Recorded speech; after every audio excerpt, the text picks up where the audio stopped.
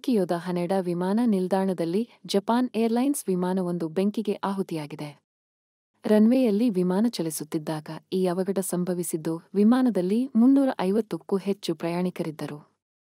ಮಾಧ್ಯಮ ವರದಿಗಳ ಪ್ರಕಾರ ಮತ್ತೊಂದು ವಿಮಾನಕ್ಕೆ ಡಿಕ್ಕಿ ಹೊಡೆದ ನಂತರ ಈ ದುರಂತ ಸಂಭವಿಸಿದೆ ಎಂದು ತಿಳಿದುಬಂದಿದೆ. ವೈರಲ್ ಆಗುತ್ತಿರುವ ವಿಡಿಯೋದಲ್ಲಿ ವಿಮಾನದ ಕಿಟಕಿಗಳಿಂದ ಜ್ವಾಲೆಗಳು ಹೊರಬರುವುದನ್ನು ಕಾಣಬಹುದು. ಕೋಸ್ಟ್ ಗಾರ್ಡ್ ವಿಮಾನಕ್ಕೆ ಡಿಕ್ಕಿಯಾದ ನಂತರ ಜಪಾನ್ ಏರ್ಲೈನ್ಸ್ ವಿಮಾನಕ್ಕೆ ಬೆಂಕಿ ಹೊತ್ತಿಕೊಂಡಿದೆ ಎಂದು ಹೇಳಲಾಗುತ್ತಿದೆ. ವಿಮಾನಕ್ಕೆ ಬೆಂಕಿ ಹೊತ್ತಿಕೊಂಡಾಗ ಅದರಲ್ಲಿ 350 ಮಂದಿ ಇದ್ದರು. ಸ್ಥಳೀಯ ಮಾಧ್ಯಮಗಳ ಪ್ರಕಾರ ವಿಮಾನದಲ್ಲಿದ್ದ ಎಲ್ಲ ಜನರನ್ನು ಸುರಕ್ಷಿತವಾಗಿ ಸ್ಥಳಾಂತರಿಸಲಾಗಿದೆ.